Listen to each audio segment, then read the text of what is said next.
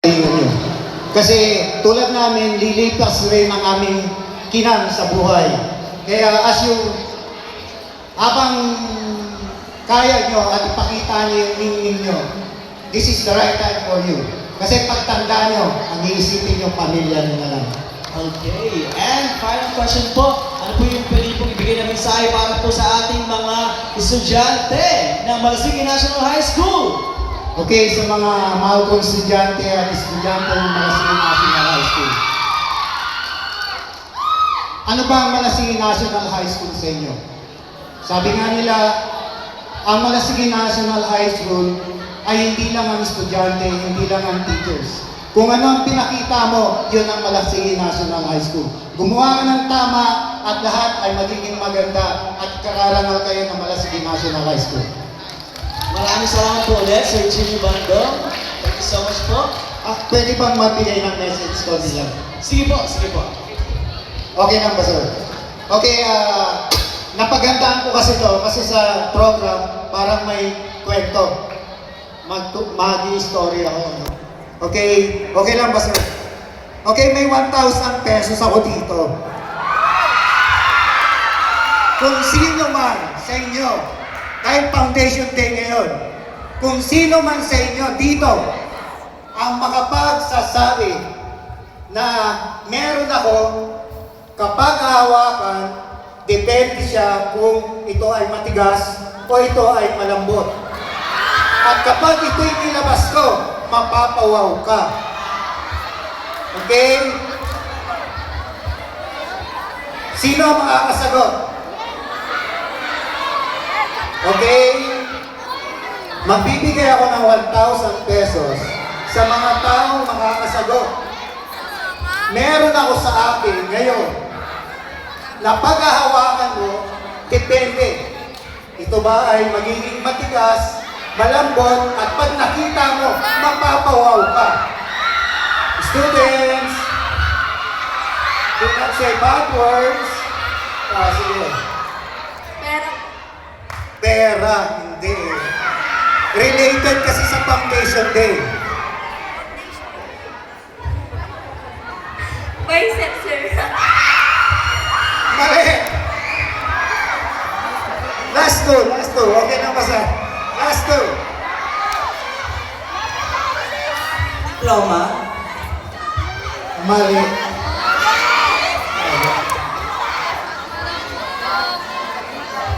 Abs po. Mali. Sir. Clue. Sabi ko last na. Okay, ilalabas ko na. Eto. Dala-dala ko pa at remembrance, kita kasi ni Sir. Ay ang first Foundation Day na parang memorable. Alam niyo naman, maatula. No? Lahat ay aking tinatago.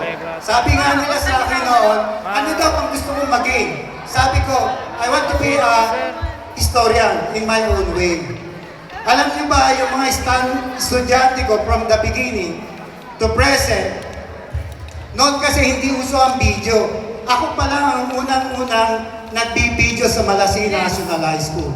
At ang aking mga CD at VHS ay ganyan kalaki, isang cabinet. At pag nagretiro ako, yan ay ilalagay ko one of my parang dreams na yano ko ang history ng Malasigi. Kasi nasa akin lahat ang mga record. Okay? Dito lang, kung okay lang kay Sir at sa mga bisita natin, Ma'am and Sir. Nandito yung mga picture namin, 12 kami. Hindi nyo nasagot yung kanina 1,000. Ibibigay ko pa rin yun at magtatanong ako. Makinig lang kayo. Kasi noon, ang sabi nila, naririnig nila, chismis noon, kwento noon, history ngayon. Alam nyo ba, na noong 1994, sir, so meron na sana tayong gym. At yung gym na yun ay nasa elementary. In-announce yan mismo ni Senador Shahani na yan ay ating gym sa kadahilanan hindi tayo registered as national high school, binigay sa elementary. Brinyo 33 years nating hinintay at eto na. Sabi nga niya, palakpak naman yan. Everything have a reason. Hindi tayo binigyan doon dahil binigyan tayo ng mas triple doon sa elementary. Okay? I would like to take this opportunity kasi nandito sa akin yung mga teacher noon na noon kasi sir, pag foundation, kinikwento ko sa mga estudyante ko yung history ng Malasigi. At yun sana ang inaasahan ko sa mga estudyante ko na teacher na ngayon. Subalit wala akong napapalitaan sa kanila, nagkwekwento sila. Kaya ako na lang ang magkwekwento. Okay, noong panahon ng 1993, walang Malasigi National High School. Bakit? Kasi may MCS, may Agnopali, at may Perpetual. Walang malakas ang loob na magkaroon ng Malasigi National High School kasi walang maglilid. At sino yung nag-lead? Si Madam Josefina M. De Vera, supported with our Governor Oscar Lampino and our late ang ating former Congressman Eric Acuña. Sila yung mga naglakad na Malasigi National High School. Kasi walang magbibigay, walang maglilid. Nagkaroon ng earthquake.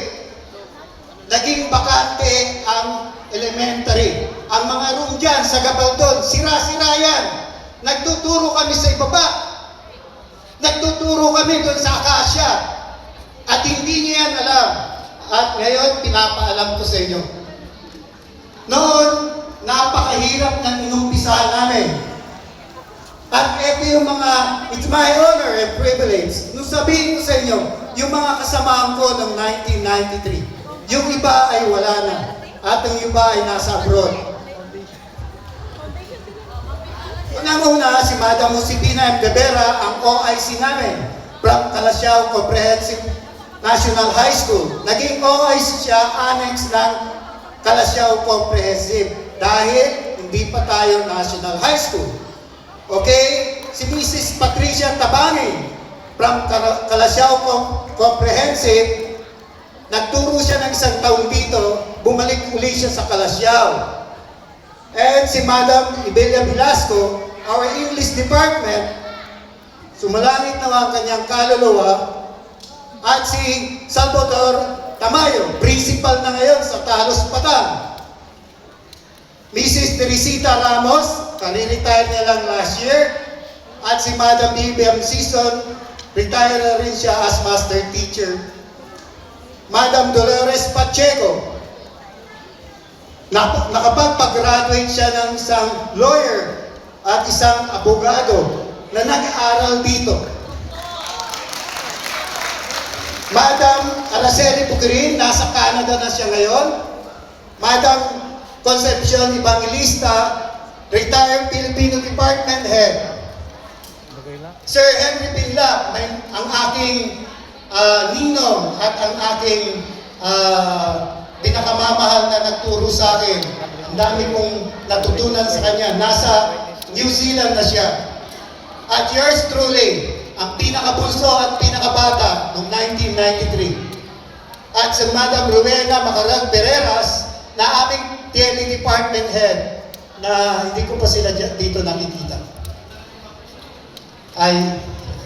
Okay, at ang pinakala si Armando Siralde, siya yung principal na nasa Bayambang ngayon.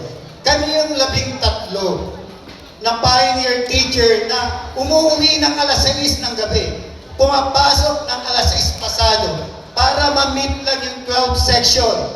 Alam niyo ba, ang sabi nila, kwento nila, ang daming naiinggit sa amin. Lahat ng eskwela sa Agnopali, sa Perpetual, at sa MCS, nagsilipat sa amin. Bakit? Kasi magagaling daw ang nasa Malasigi National High School. Tanungin niyo yung mga teacher niyo kung saan sila galing. Mostly doon sa tatlong malalaking school na yan. Bakit lumipat, kayo na ang sasagot. Dahil alam nyo na magagaling ang Malasigi National High School. Okay, ngayon, ang tanong ko, for 1,000, sino yung 13 teacher na pioneer? Stephen and De Vera.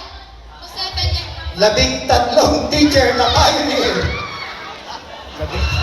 Labing tatlo. Estudyante lang po. Labing tatlo. Estudyante lang po ngayon, hindi estudyante noon. Christina. Ngayamay, labing tatlo. Oh, sige. Madam Pachuco, Sir Siraldi, Sir Jimmy. Chicken.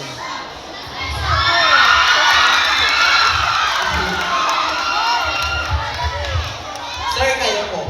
Tapos, Ma'am Teresita, Ma'am Concepcion, Ma'am Rowena, Ang Pachico. Ang Ma'am Bilas. Petera.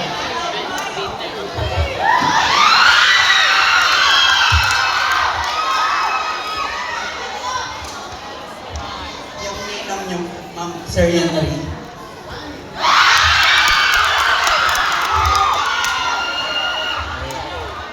Labing tatlo.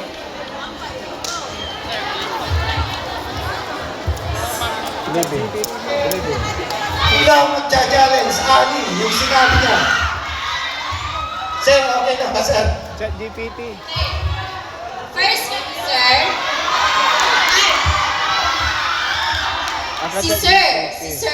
Si Ma'am Evelia, si Ma'am Velasco, or Sir.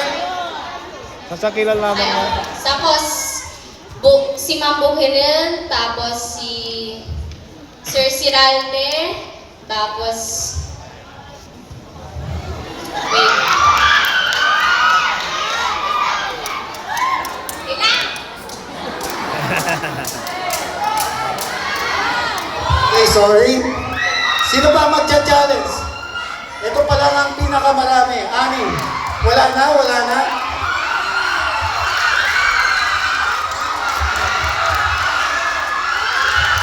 Okay.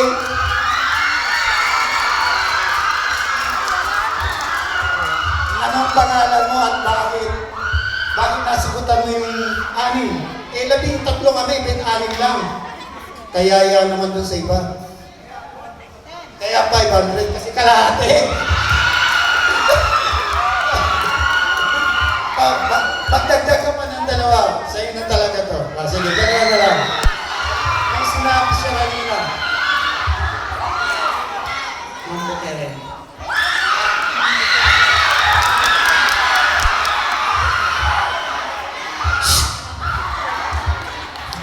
Sir Seralde or Ma'am Sir